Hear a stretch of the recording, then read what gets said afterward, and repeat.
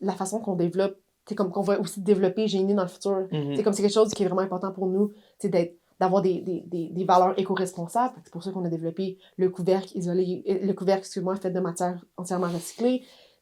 On est un produit local, on a la certification, en fait pas nous, mais le produit La Pionnière a la certification fabriquée au Québec. Je sais pas si tu peux en parler plus. Ouais, ben dans le fond, puis ça, c'est vraiment arrivé comme un peu par hasard, là, parce que c'est quelque chose qui n'existait pas avant.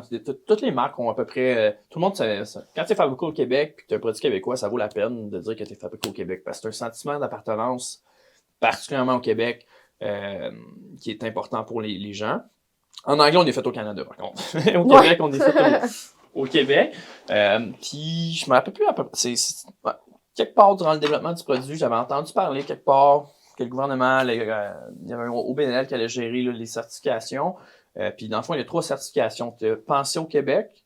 Ça, c'est comme les téléphones Apple là, qui marquent Pensée en Californie. Conçu, ouais.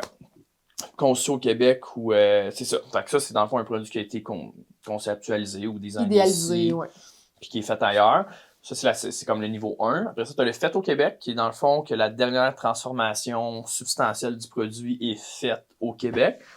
Puis tu as le fabriqué au Québec, que ça, il faut que 80% des intrants du produit soient québécois.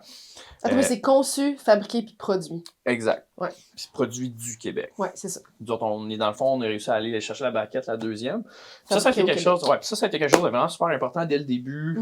En tout cas, on voulait que ce soit quelque chose de fabriqué au Québec. Ouais. Puis il y a toute une histoire en arrière de ça parce qu'au début, on s'était fait dire vous êtes complètement raisin de vouloir fabriquer Votre coût va être exponentiel. Ouais, ça va être fou raide. Faites tout faire en Chine.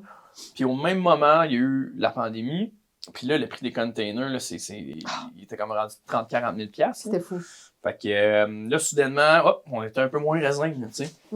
Fait que, dans le fond, c'est ça. Fait que, tu sais, pour résumer, tout l'assemblage est fait du produit, en fait, de la pionnière. Puis, tu sais, même pour les produits futurs, je pense que ça a une certaine valeur de vouloir faire, tu sais, comme on parle d'éco-responsabilité, tout ça a une certaine valeur beaucoup de valeur de faire le plus possible, le plus que tu peux faire au Québec sans que ça devienne ridicule, exactement. On va le faire.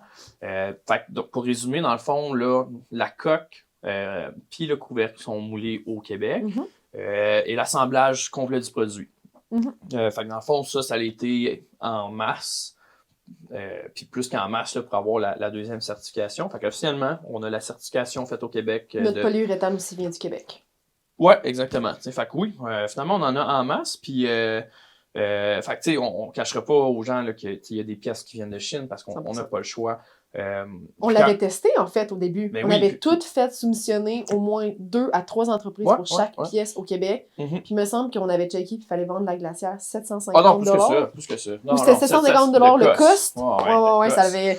ça avait vraiment pas de bon sens. Puis... Avec les meilleurs prix trouvés. Ouais, exact.